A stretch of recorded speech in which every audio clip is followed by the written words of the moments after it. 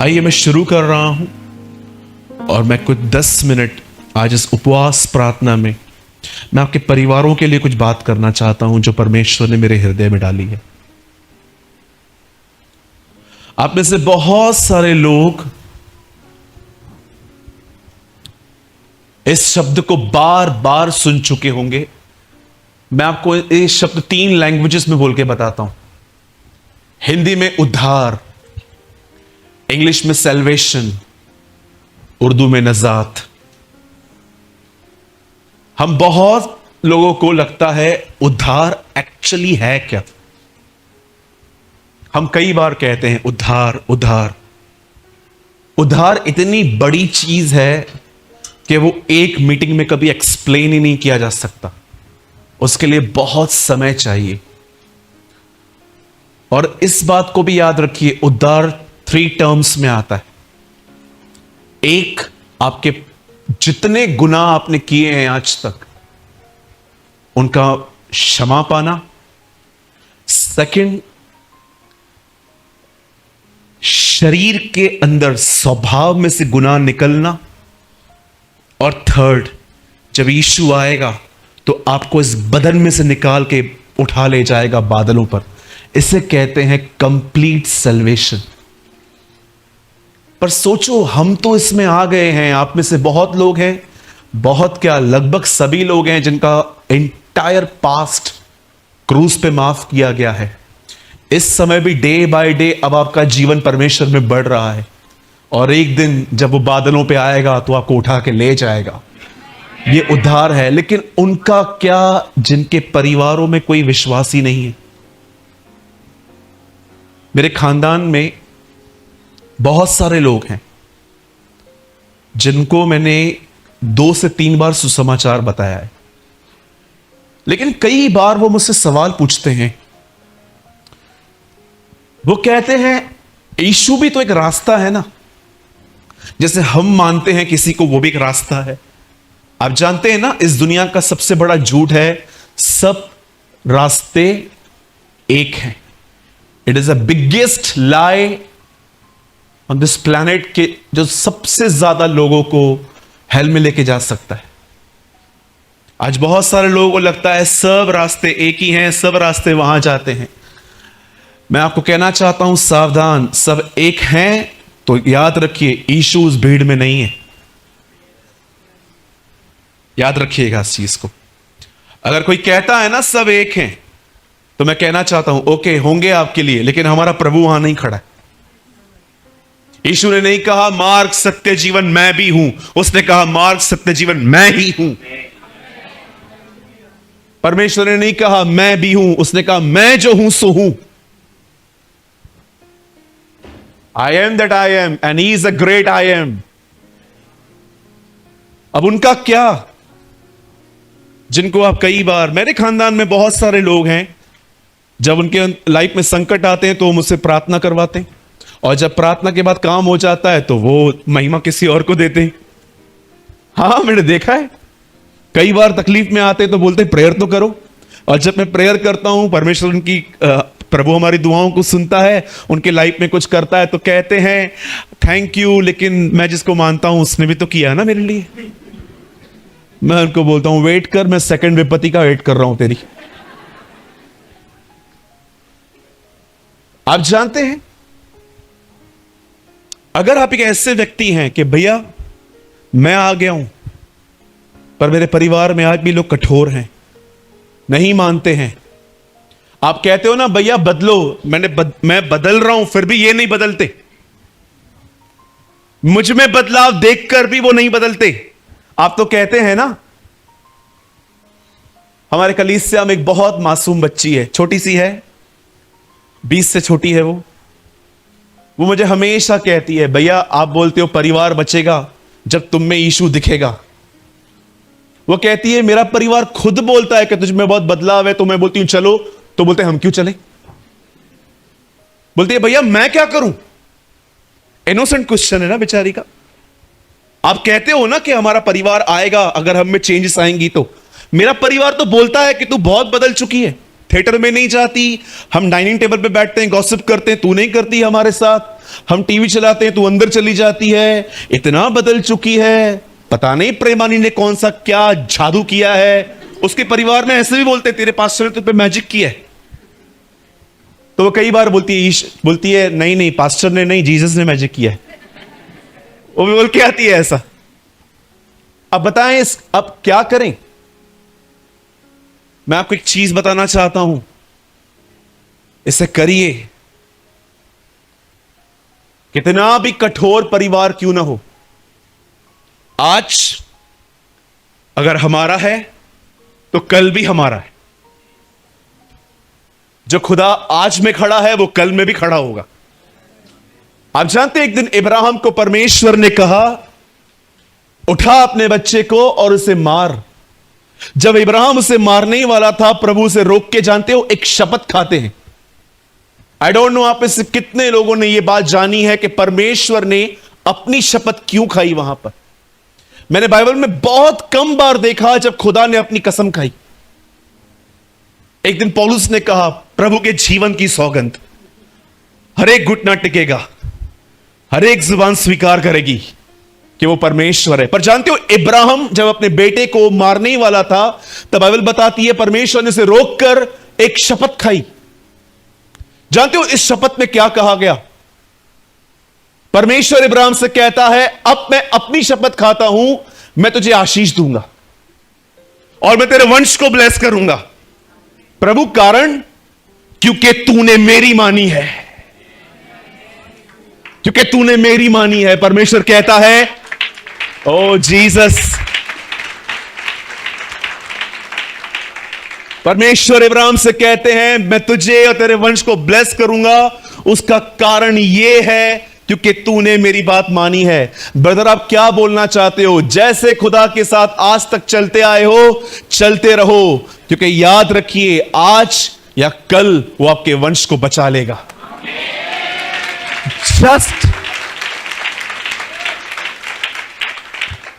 Just walk with God. परमेश्वर के साथ चलते रहिए। और मैं आप में से हर एक को बताना चाहता हूं, परमेश्वर के साथ चलना बहुत आसान है, लेकिन कभी कभी कठिन भी है।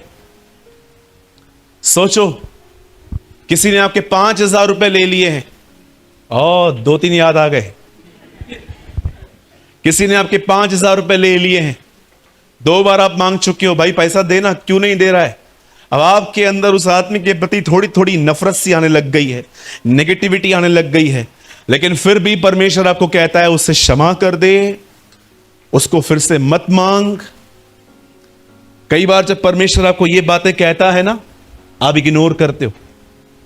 आपको पता है ना, आज की जनरेशन बहुत डिफरेंट है। जो प्रचारक उनके हिसाब से बात करे वो उनका पास्टर है। आजकल ये प्रॉब्लम है। एक तरफ यहां पर दिनेश को खड़ा कर देते हैं, एक मैं खड़ा रहता हूं। मैं कहता हूं पश्चाताप करो, मन फिराओ, स्वर्ग का राजा निकट है। लेकिन दिनेश यहां से खड़े होकर कहता है, मांगो तुम्हें दिया जाएगा। सब लोग निकालो उसको। यही चाहिए। लिखा है कानों में खुजली होगी लास्ट डेज में लोगों की। You know the Bible says, you know, कभी कभी हम लोग पेपर का एक लकड़ी बना के अंदर डालते थे, कचरा निकालते थे। लिखा है बहुतों को ऐसे कान होंगे लास्ट डेज में कि जब भी आप उनसे बात करोगे ना, क्या है, you know the Bible says last days में ऐसे क्रिश्चियंस आएंगे जो अपना पास्टर खुद चूज करेंगे। इट इज डेंजरस ना, ये बड़ा खतरनाक है ना। वो कहेंगे नो, ये नहीं चाहिए, ये बंदा डांटता है, ये धार्मिकता के बारे में बात करता है, ये वो कोई बात नहीं करता, मेरे को नौकरी नहीं मिल रही है, मेरे को लड़की नहीं मिलती है, उसके लिए तो कुछ बोलता ही नहीं है, बोलता है पश्चाताप करो। हाँ, हमारे कलीसिया में एक भाई ने ऐसे कहा था मुझे, बोला मुझे लड़की नहीं है, मुझे नौकरी नहीं है, और हर रविवार को एक ही बात सुनता हूं आपकी, पश्चाताप करो, पश्चाताप करो, पश्चाताप करो। अरे लड़की तो दो। मैंने कहा जैसे मेरे पॉकेट में पड़ी हुई है दे दूं।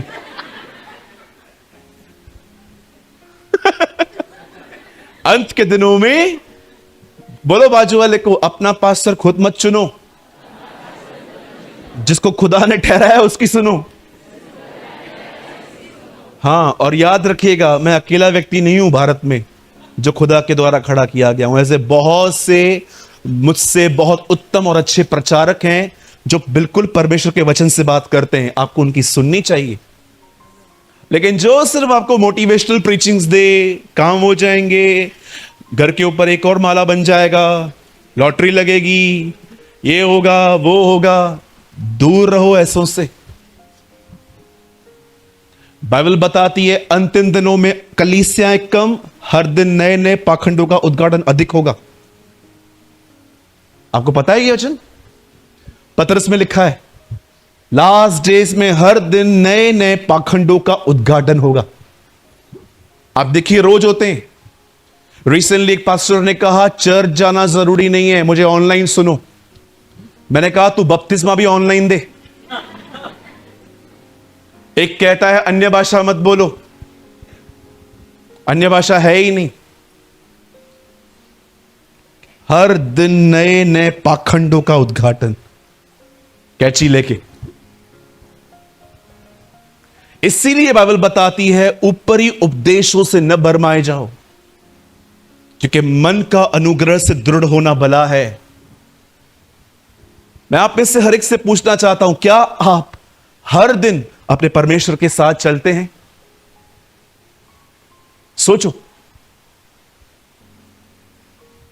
क्या आपके अंदर डिजायर है कि मैं अपने जीवन के हर क्षेत्र में उसका पीछा करूं? आपको क्या लगता है, क्या प्रकाशित वाक्य 3:20 आपके लिए है? खोलिए मत।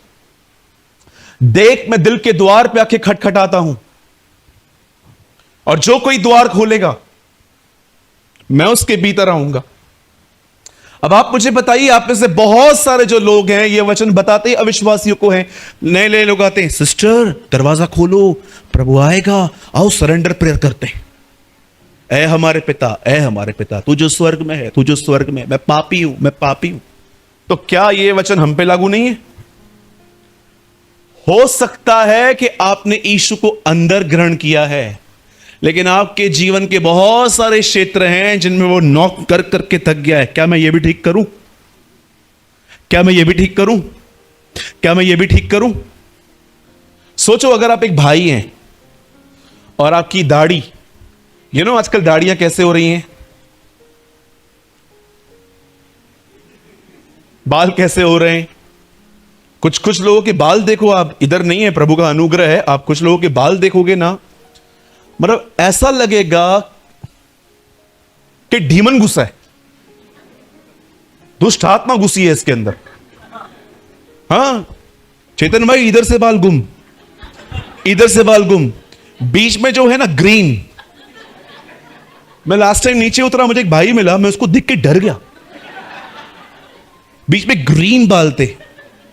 मेरा मन कर रहा था मैं 2 मिनट उससे पूछूं, तेरे ऊपर रोड रोलर गुजर के गया था क्या?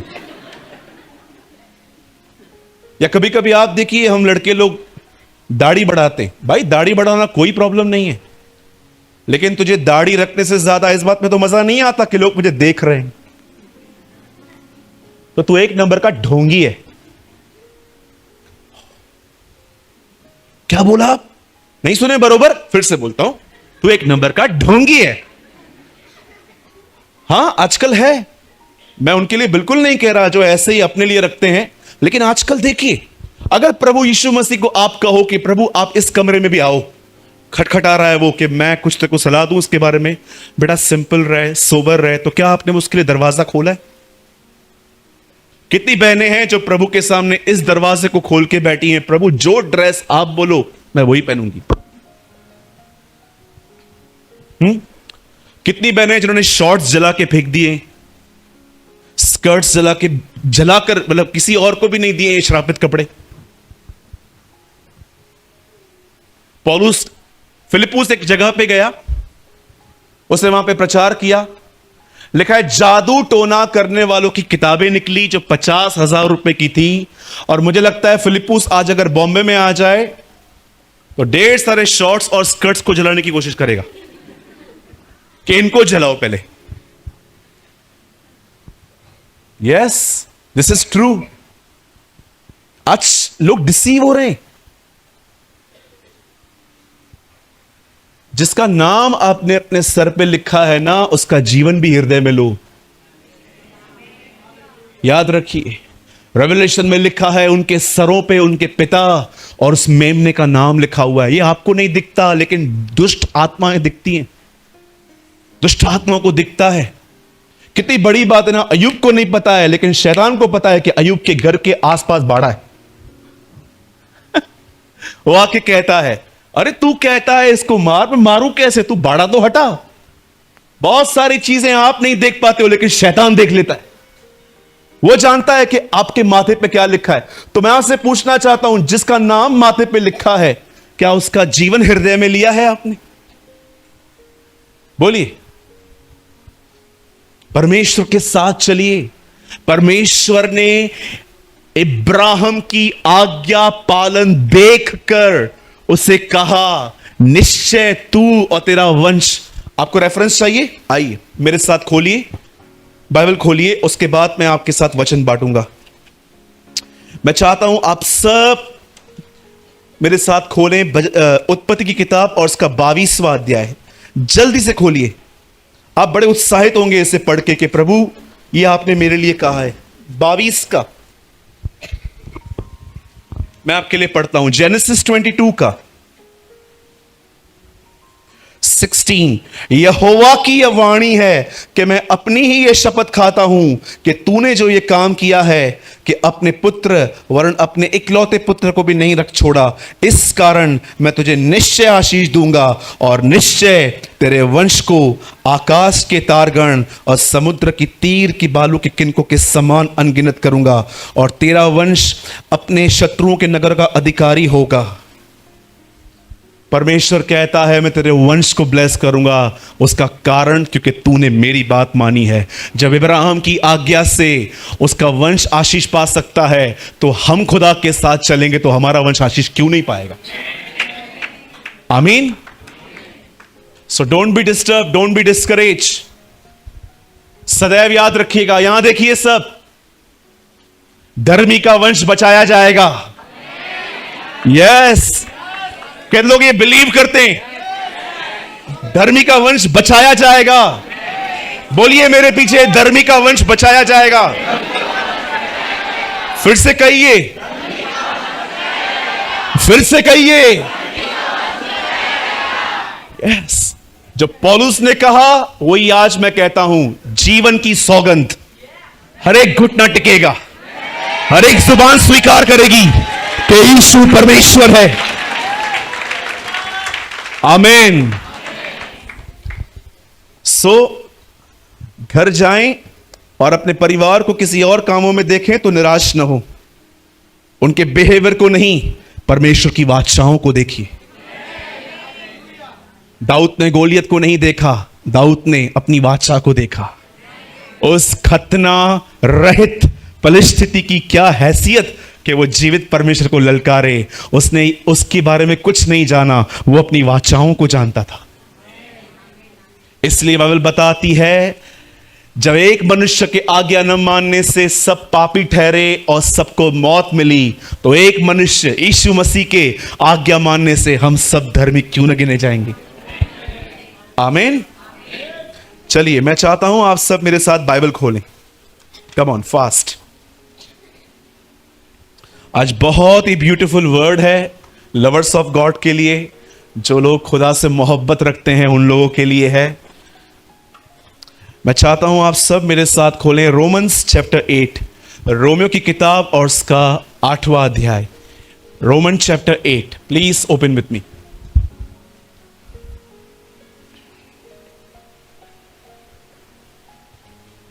Oh, thank you, Jesus. Thank you. Worship you, Lord. Praise you, Lord. Praise you. Exalt your name. सबने खोल लिया? चलिए, मैं आपके लिए पढ़ता हूं a well famous word 28। यहां लिखा है, हम जानते हैं। क्या जानते हैं पौल आप? कि जो लोग परमेश्वर से प्रेम रखते हैं उनके लिए, ये लिखिए उनके, जो यहां लिखा है ना उनके, वहां टिक करो ऐसे कुछ, उनके लिए, उनके लिए सब बातें मिलकर भलाई को उत्पन्न करती हैं। ओके, टिक कर लीजिए। फिर मैं चाहता हूं अब आप सब स्ट्रेट बैठिए और सामने देखिए।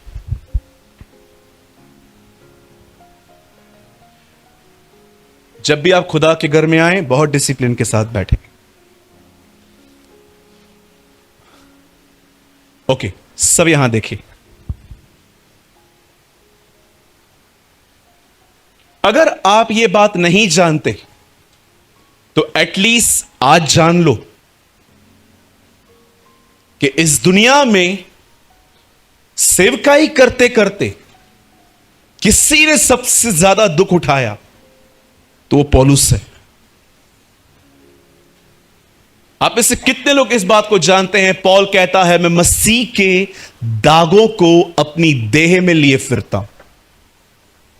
पौलुस ने इतनी ज्यादा मार खाई थी प्रभु के लिए, इतनी ज्यादा मार खाई थी कि कई सारे घाव सालों तक उसके बदन पे थे, सालों तक, और एक भी घाव उसको उसकी गलती के कारण नहीं मिला था। आप जानते होंगे हमारे पास काफी सारे घाव हैं आज हमारे बदन पे भी, और 90% लोगों ने घाव मारे हैं लड़कियों की वजह से। 100% लड़कियों की वजह से। उसने आपको बोला तू मुझे नहीं चाहिए, नहीं चाहिए। एक नंबर के बेवकूफ लोग, स्पिरिचुअल इडियट्स। ये मैं नहीं, बाइबल मुकद्दस कहती है कमेंट्री में कि बहुत सारे जो लोग हैं, आप देखिए आप में से बहुतों के बदन पे घाव होंगे। कुछ लोग होंगे जिन्होंने डिप्रेशन में या जब डीमन पजेस थे तो वो अपने बदन को काटते थे। हमारे चर्च में एक बहन है, वो डिप्रेशन में अपने बदन को काटती थी। लेकिन अधिकतर लोगों ने, जानते हैं ये सब क्यों किया है? सिर्फ भाई लोग बाजू वाले को बोलो, लड़की के लिए,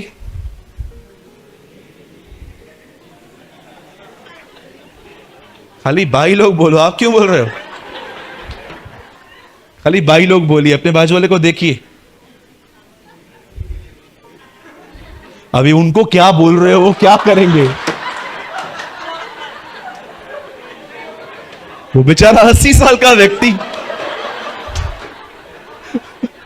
वो बोल रहे हैं लड़की के लिए। बोलेगा लड़की मुझे मिलेगी कैसे अभी? काका आप बहुत प्यारे हैं, खुदा आपको बड़ी बरकत दे। आमीन। बुजुर्ग हमारे कलीसियों की शान है। यस, आमीन। ओके, सुनिए भाइयों, कभी भी ये काम लड़कियों के लिए न करना, ठीक है? पक्का? हाँ, उन घावों को देखो जो उसने आपके लिए खाए। इनसे क्या मिलेगा? 2 दिन आएगी फिर चली जाएगी वो आपके लिए, ठीक है? इन सब बातों से, कचरों से दूर रहा करो। किसी के भी ऊपर इतना निर्भर मत रहो कि उसे पाने के लिए आपको ये सब करना पड़े। आप सब जानते हैं ये बेवकूफियां हम सब कर चुके हैं जीवन में।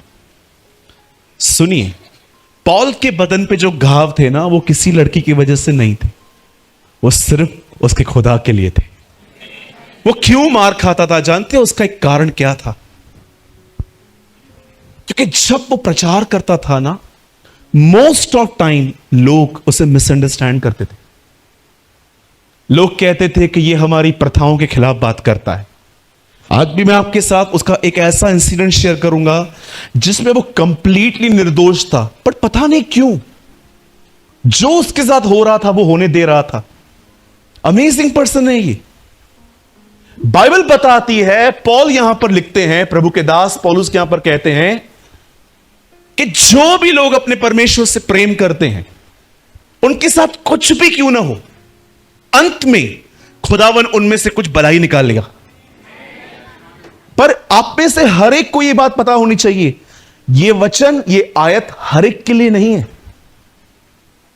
अगर आपको लगता है मैं कलीसिया में आता हूं भैया, मैंने बपतिस्मा भी आपसे लिया है, तो मैं आपको बताना चाहता हूं ये आयत कलीसिया में आने वाले लोगों के लिए नहीं है। ये आयत उनके लिए है जो कलीसिया में रहकर खुदा से मोहब्बत रखते हैं।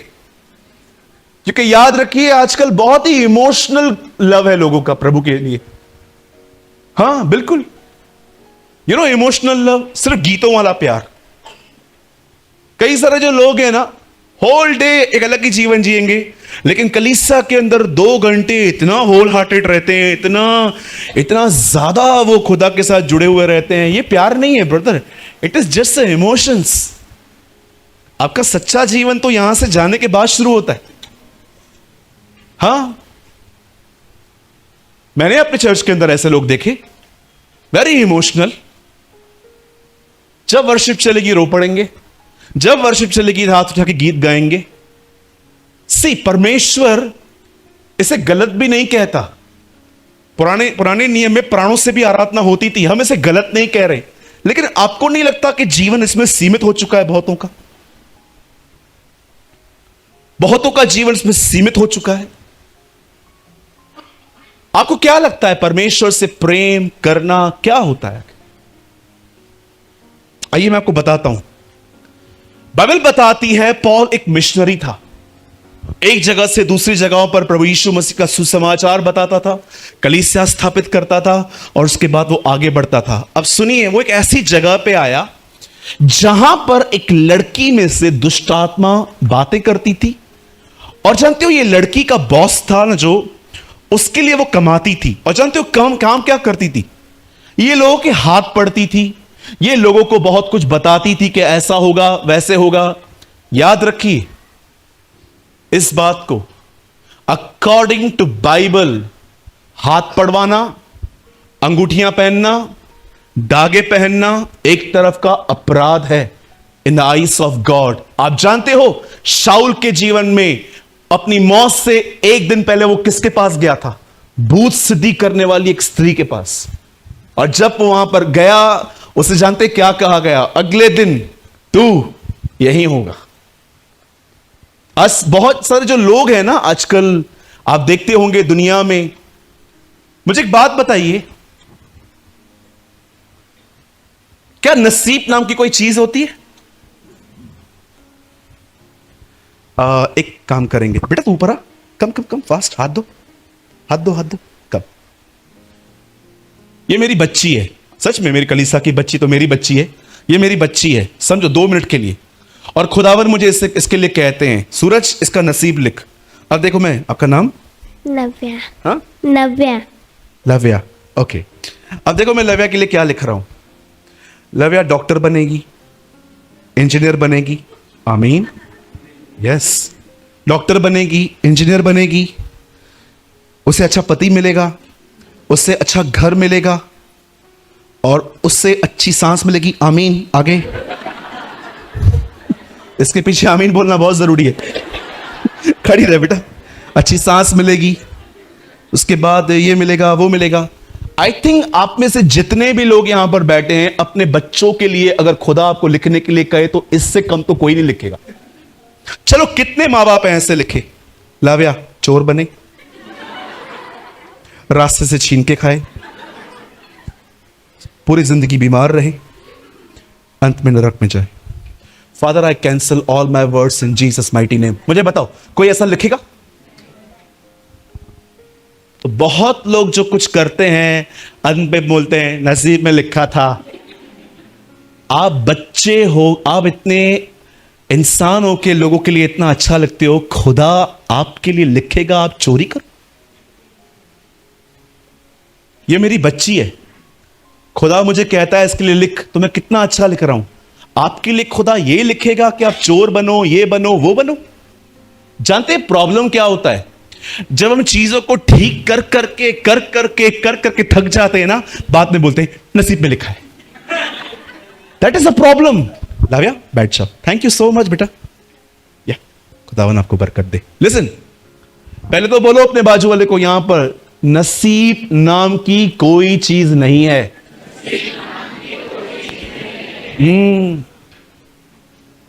एक को देखते हैं इसका बिजनेस बहुत बढ़ता है, एक को बोलते हैं बहुत कम है, तो जानते हैं क्या लिखते हैं? क्या नसीब लेकर आया ना यार, क्या इसका तो देख, नसीब तो देख, चूरन में चाट गया था।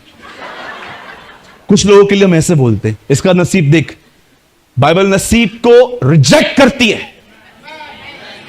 बाइबल बताती है अगर तू किसी को देखे जो मेहनत करे तो उससे कह दे वो आने वाले दिनों में राजाओं के साथ बैठेगा।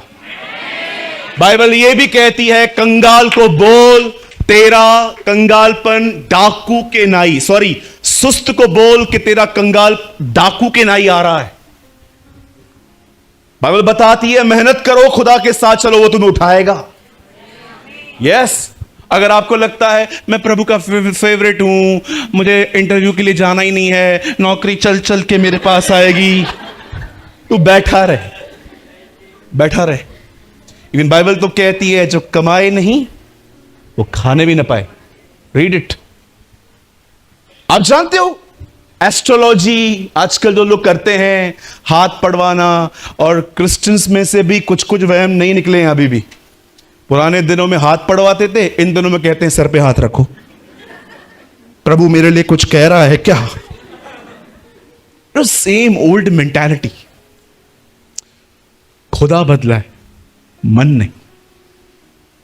Yes there are so many you know the Bible says जब उस लड़की में से, जो लड़की थी उसके अंदर एक दुष्ट आत्मा थी जो लोगों को भविष्य बताती थी, झूठा भविष्य।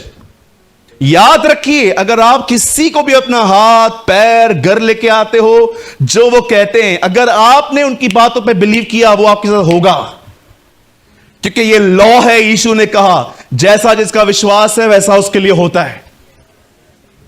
इसलिए अय्यूब कहता है जिस बात से मैं डरता हूं वही मेरे करीब आती है। उन्होंने तो आपको ऐसे ही बोल दिया, लेकिन आपका ईमान था मेरे साथ होगा। एक आदमी का विश्वास था, अगर वो यहां से कह दे, बहन अभी वहीं बैठ जाइए, आप वहीं बैठ जाइए।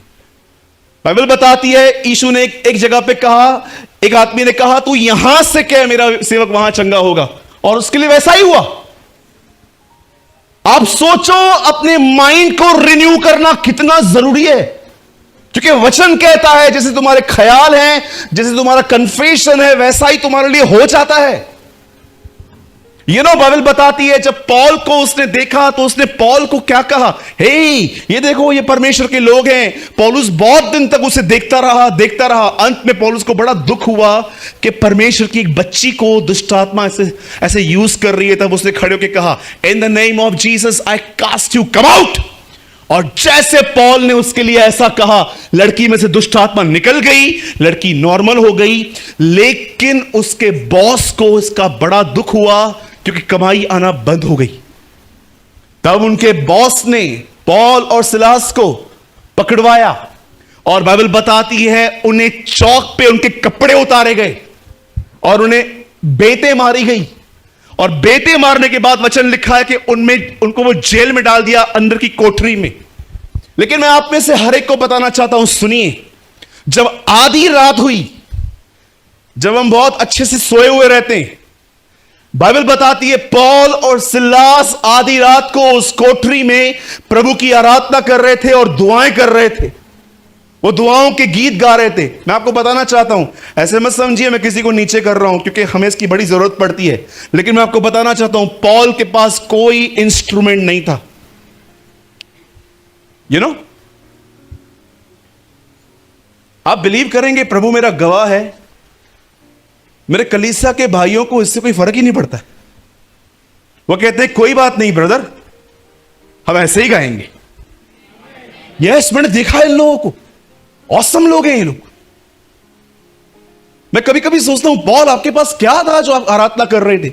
मुझे ऐसा लगता है पॉल ऐसे कर रहा था, उसके हाथ में जंजीर थी, यीशु नाम की जय जय हो, यीशु नाम की जय जय हो, उसके मार खाने से मैं चंगा हुआ, यीशु नाम की जय। उनके जंजीरें ही उनका इंस्ट्रूमेंट होंगी। वो बजा रहे थे, बस गाते जा रहे थे, शालोम वगैरह जो भी उनके हृदय में आता होगा, खुदा की परस्तिश करते जा रहे थे। अचानक बाइबल बताती है भूकंप आया। और मैं आप में से हर एक को बताना चाहता हूं, बाइबल ये रिकॉर्ड देती है, ये भूकंप उस शहर में कहीं पर नहीं आया सिवाय जेल के।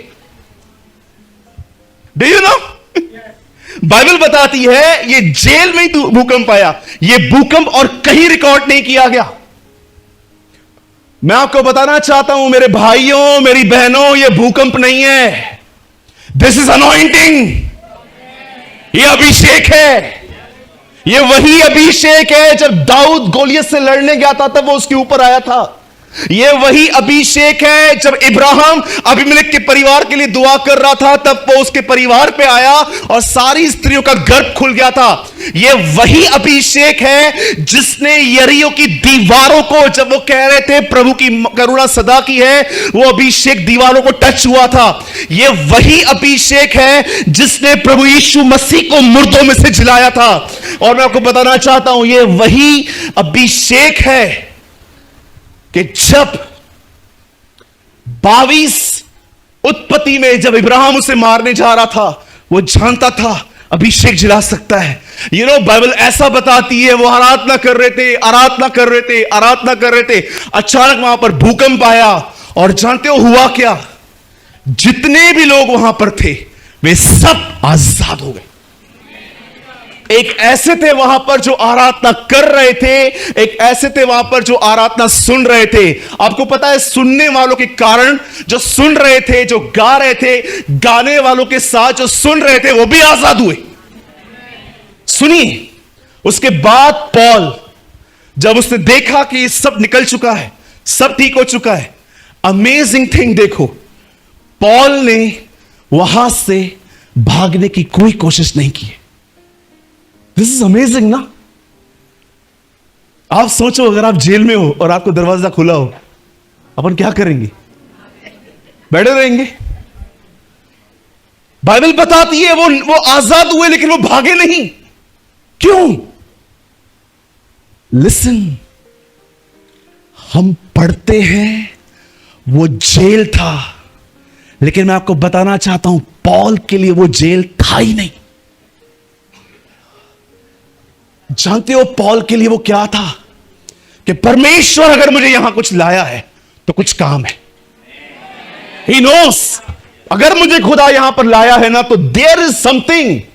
और जानते हो पॉल ने जब वहां पर वो खड़ा था, सब लोग आए और दरोगा भी वहां पर आया और दरोगा ने ये सब देखा और दरोगा अपने आप को मारने ही वाला था क्योंकि उसे डर था उसके ऊपर के ऑफिसर उसे मार देंगे, ये सोचकर कि इसने कैदियों को भागने दिया। तब पॉल जब अपनी छुरी अपने पेट में डालने ही वाला था, पॉल उसे कहता है वेट, तुझे पता है हम में से कोई नहीं भागा है, हम सब यही हैं। और जब उसने देखा तब जानते हो वो पॉल के घुटनों पे आके पॉल से बात कहता है, महाशय उद्धार पाने के लिए मैं क्या करूं? वेट, मैं आपसे पूछना चाहता हूं, क्या आपके जीवन भर किसी ने, आपको हजारों ने कहा होगा मेरे लिए दुआ कर मेरी शादी टूट रही है, मेरे लिए दुआ कर मेरी एंगेजमेंट टूट गई है, मेरे लिए दुआ कर मुझे पैसे नहीं है, मुझे जॉब नहीं है, ये नहीं है, वो नहीं है। किसी ने आपको आज तक ये कहा है? बहन, ये जो जीवन आपने पाया है, जो उद्धार, बहन मैं आपको जानती हूं, आप लड़कों के साथ घूमते थे, आप रिस्पेक्ट नहीं करते थे आपके पेरेंट्स की, हम जानते हैं बहन, आपको आपका नाम बड़ा स्पॉइल था, लेकिन आप आज कितने बदल चुके हो। बहन, इस जीवन को पाने के लिए हम क्या करें? हो, मैं सोच रहा था उन्होंने पॉल से पैसे नहीं मांगे, उन्होंने पॉल से कुछ और नहीं मांगा, उन्होंने पॉल को कहा तू जो जिंदगी जी रहा है वो हम कैसे जिए, क्योंकि तू प्रिजनर लग ही नहीं रहा, तू लगता ही नहीं है कैदी है तू। क्या तू आनंद से आधी रात को आराधना कर रहा था? ये जीवन, अरे कैदी तो हम लगते हैं तेरे सामने, ऐसा क्या तू दरोगा है हमारा? वो इतना फ्री, उसने पॉल के जीवन को देखा और पॉल को वो कहता है, पॉल हमें बता, ये जो उद्धार तूने पाया है, जो ये सैल्वेशन, जो मुक्ति, जो नजात, जो मोक्ष तूने पाया है, हमें बता हम कैसे पाएं। तब पॉल उन्हें कहता है, यीशु मसीह पर विश्वास कर, तब तू और तेरा घराना यही जीवन जो मैंने पाया है तुम्हें भी मिलेगा।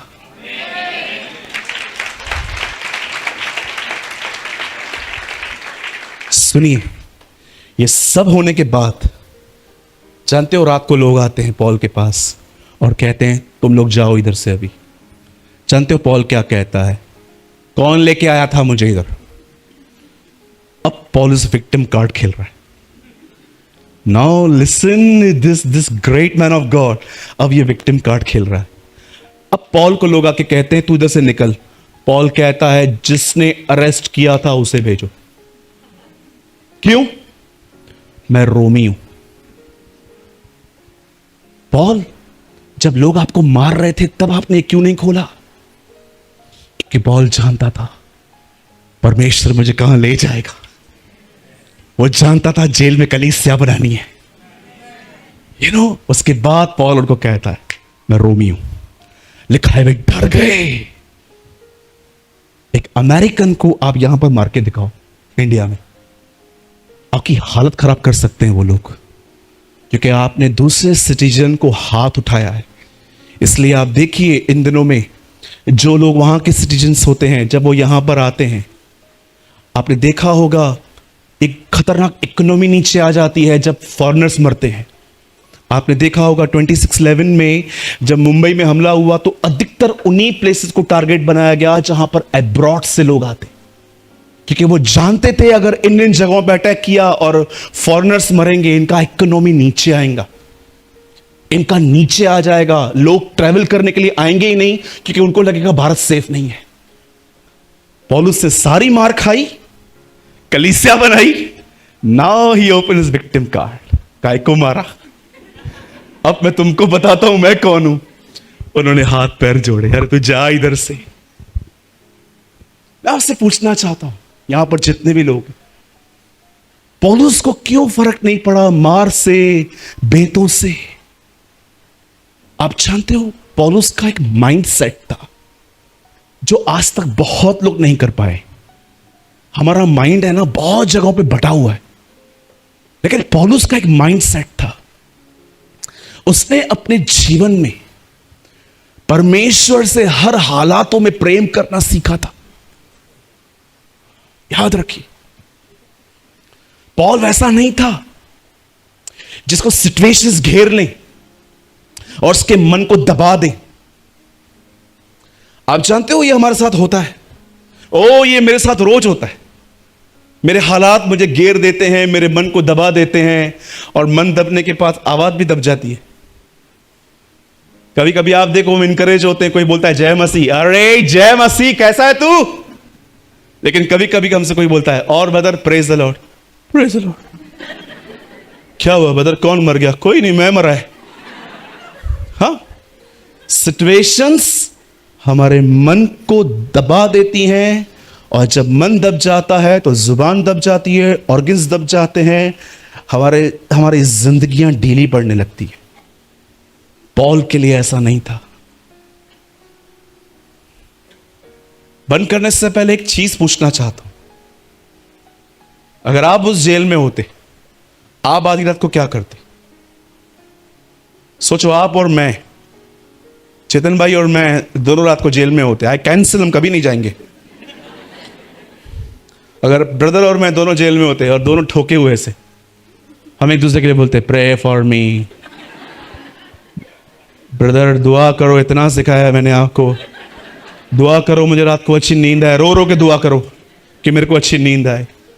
और चेतन भाई तू तो पादरी है, तू ज्यादा करना। हम तुझ पे उम्मीद रखेंगे कि तू हम पे रखेगा। चल निकाल मोबाइल निकाल। और जैसे दिनेश यहां से मोबाइल निकालेंगे। चर्च का ग्रुप किधर है? Jesus is live brothers, pray for me. हम दोनों जेल में हैं, जो न करे वो श्रापित हो।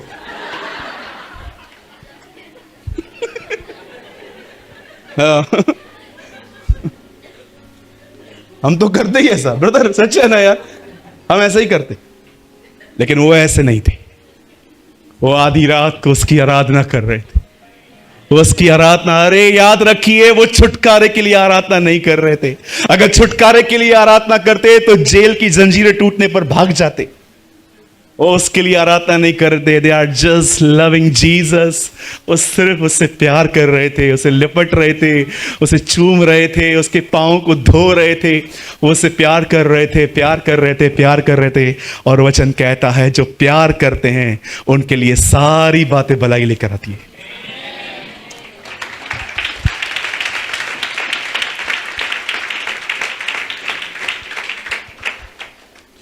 सुनिए, मैं इसे बोल के स्टॉप कर रहा हूं। इन दिनों में जब आप बहुत जल्द मनुष्य के पुत्र को बादलों पे आते देखने वाले हो, सुनिए, याद रखिए, मैं अपनी सेविकाई ऊंची नहीं उठा रहा। मैं बहुत खुश होता हूं जब मेरा पुलपिट कोई और यूज करता है। ट्रस्ट मी, मैं कभी किसी जवान को यूज होते हुए मैं कभी नहीं जलता। मैं आपको सच कहता हूं, परमेश्वर इस जलती हुई वेदी पर मेरा गवाह है। मैं आज भी सुबह उठ के दुआ करता हूं, खुदा जैसे तूने मुझे स्टैंड किया है ना, हमारे महाराष्ट्र में बहुतों को खड़ा कर। Wait wait wait, please wait. सुनिए, मैं आप में से हर एक को एक छोटी सी वार्निंग देता हूं। इन दिनों में आपको वो अधिक सुनने की जरूरत नहीं है जैसे संसारिक वस्तुएं मिले। इन दिनों में आपको ऐसे वचन की जरूरत है जो उसके दूसरे आगमन के लिए आपको तैयार करे। मैं आप में से हर एक को कहता हूं, it's not my warning, it's just my advice. जिसको भी आप सुनते हो, चाहे वो कोई भी प्रीचर क्यों ना हो, उसको सुनने के बाद इस बात पे बड़ा ध्यान देना कि उसकी प्रीचिंग आपके जीवन में क्या शेप लेके आ रही है। That is the most important thing. क्या जिसको भी आप सुनते हो, क्या वो आपको सांसारिक चीजों को मांगने की डिजायर डाल रहा है? क्योंकि आजकल प्रोफेसीज जानते हैं क्या है। लोखंड वाला में जगह मिलने वाली है, कार मिलने वाली है, बिजनेस बढ़ने वाला है। सावधान हो जाइए। बाइबल बताती है, कहने वाले से मुंह न मोड़ो, क्योंकि जब वो पृथ्वी की चेतावनियों से न बच सके तो तुम उससे कैसे बचोगे जो स्वर्ग से उतरा है। पुरानी नियम की चेतावनी मूसा लेके आया, लेकिन दूसरी चेतावनियां वो लेकर आया जिससे चेतावनियां खुद लिखी, प्रभु यीशु मसीह।